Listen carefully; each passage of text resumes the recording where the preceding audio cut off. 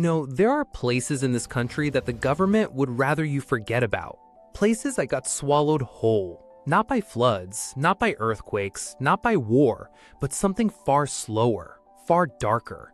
Something burning quietly underneath the ground.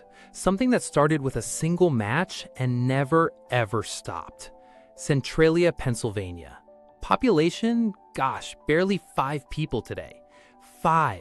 In a town that once had over 2,000 souls living, working, laughing, and building their entire lives on one single street at a time.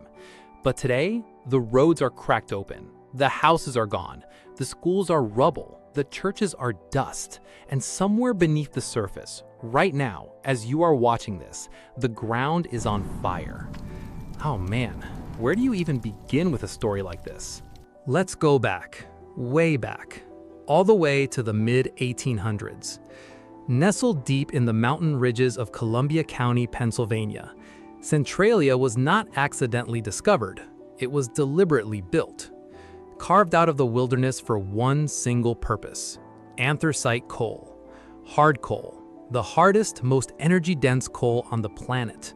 The kind of coal that didn't just heat homes, it powered the entire industrial engine of a growing America. Steel mills, railroads, factories, the whole booming, roaring, unstoppable machine of 19th century American capitalism ran on anthracite coal, and Centralia sat right on top of one of the richest deposits in the entire country. So the money came first, as it always does. Mining companies moved in. Then the workers followed, mostly Irish, Welsh, Polish, Lithuanian, men who crossed the ocean looking for a better life and found themselves 600 feet underground with a pickaxe, a candle, and lungs slowly filling with coal dust. These were tough men, hard-working families who built a real community out of nothing. Catholic churches with stained glass windows, corner stores, schools where kids recited the Pledge of Allegiance every single morning, taverns where miners washed the coal dust down their throats after a 12-hour shift. By the early 1900s, Centralia was genuinely thriving. It had everything a small American town was supposed to have: pride, community, identity. Generations of the same families, grandparents, parents, children, all living on the same streets, all connected to the same ground. But here's what the postcards never showed you. Beneath those streets, beneath those front porches and flower gardens and church foundations, stretched a massive, dark, interconnected labyrinth of coal mine tunnels, miles and miles of them, dug out over decades by thousands of men who never once questioned what would happen when all that coal was finally gone. And gosh, when you pull that much material out of the earth over that long a period of time, what you leave behind is essentially a hollow skeleton, a vast underground cave system of old shafts, chambers, and exposed coal seams, just sitting there in the dark, silent, patient, waiting. Now, 1962, the official story, and I want you to really hold on to that word official, is that on or around May 27, 1962, a routine garbage fire was set in an old strip mine pit on the edge of town. Centralia used an abandoned mining pit as a makeshift landfill, which, oh man, was already a disaster waiting to happen. The fire was supposedly set to clean up the dump before a holiday weekend. Routine, controlled, temporary. Except it wasn't. That fire caught an exposed vein of coal at the edge of the pit, and instead of burning out, it went down. It dropped into the tunnel system below and started feeding. And coal, once it catches underground with enough oxygen flowing through old mine shafts acting like a natural ventilation system, it does not stop. It spreads. Slowly, quietly, invisibly, it spreads.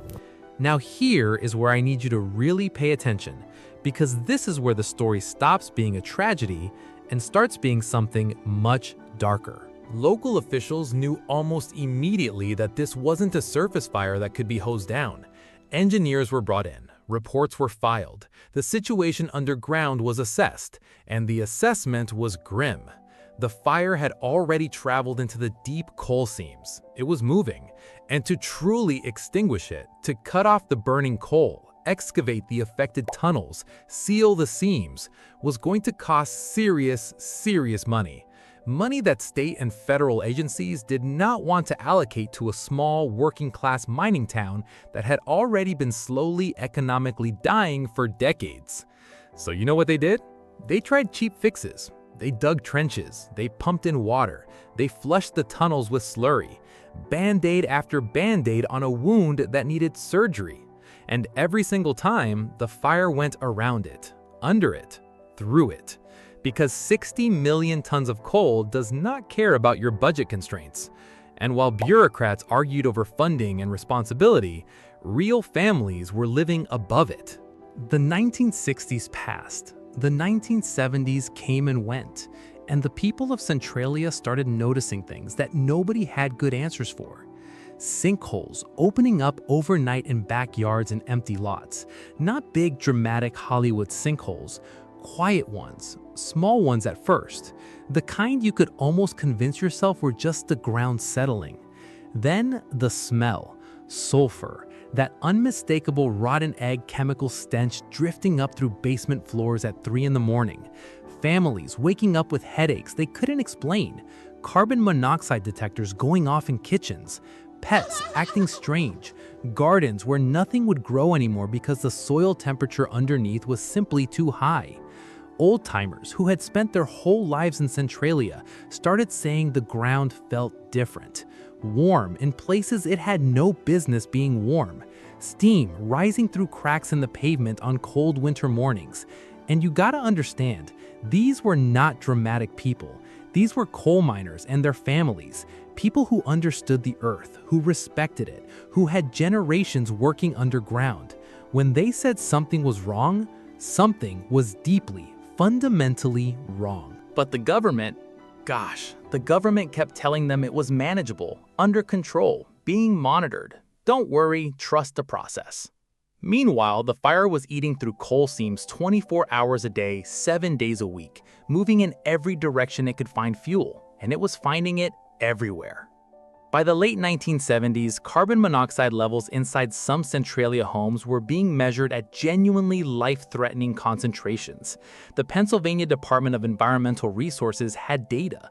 The federal government had reports. Scientists and geologists were filing documentation about exactly how bad this situation was getting. But here is the ugly, uncomfortable truth hiding underneath all of that paperwork. A full-scale government intervention, properly excavating the fire, relocating every resident, demolishing the town infrastructure, was going to cost somewhere between hundreds of millions and potentially over $1 billion, depending on how far the fire had spread. And nobody in any position of power wanted to write that check for Centralia. This wasn't a wealthy suburb. It wasn't a politically connected district. It was a poor, shrinking, post-industrial mining town in central Pennsylvania that had already been written off economically long before the fire ever started. So families sat in homes with cracked foundations above a burning underground disaster while politicians debated, while agencies passed responsibility back and forth like a hot potato, while the fire burned and burned and burned. Then came February 14th, 1981, Valentine's Day.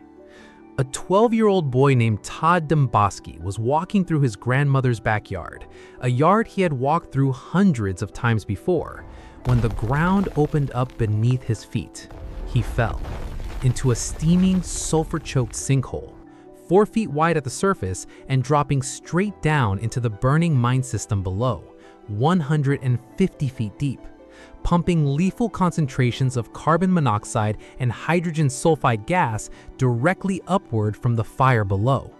Oh man, a 12-year-old boy in his grandmother's backyard. He survived only because his 14-year-old cousin Lenny was right there and grabbed his hand, held on, and pulled him back out before the gas took him, and before the unstable edges of that hole gave way completely. If Todd had been alone that afternoon, he would have dropped into that pit, lost consciousness from the carbon monoxide within minutes, and been dead before anyone found him. We would not be talking about a relocation story tonight. We would be talking about a funeral. That single moment, that terrifying, gut-punching, completely preventable near death of a 12-year-old American child is what finally forced Washington off the fence. Congress moved, funding was allocated, a voluntary buyout and relocation program was offered to Centralia residents. Most families, exhausted, frightened, and heartbroken, accepted. They packed their entire lives into moving trucks, furniture, photographs, everything that made a house a home, and they drove away from streets their grandparents had built.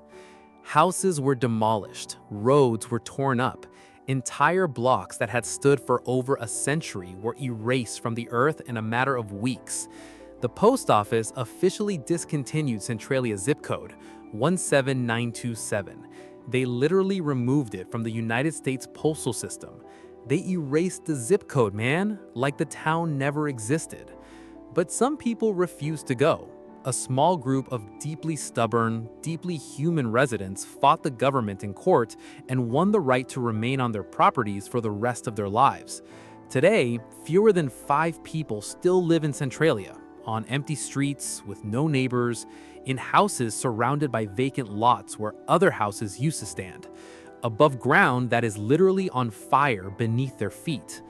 And the fire that a garbage burn supposedly started on a spring afternoon in 1962, it is still burning, right now, today, this very moment. Smoke still rises through cracks in the old Route 61 highway, a road so badly damaged by subsidence and heat that it was officially closed and abandoned, now covered in spray-painted graffiti from urban explorers who come from all over the country to see it. The ground in certain areas is still warm. The tree line around the old town center is dead and gray, where carbon dioxide seeps up from below and poisons the soil. On cold mornings, you can still see the steam. Geologists estimate the Centralia mine fire could continue burning for another 250 years. 250 years. A whole American town, gotta just let that sink in for a second, consumed by a fire that could have been stopped early if the people responsible had made different choices. A community that asked for help and got delays. A government that had the data, had the reports, had every warning sign laid out in black and white, and chose the budget over the people. Centralia isn't just a weird historical footnote. It isn't just a dark tourism destination or a video game inspiration.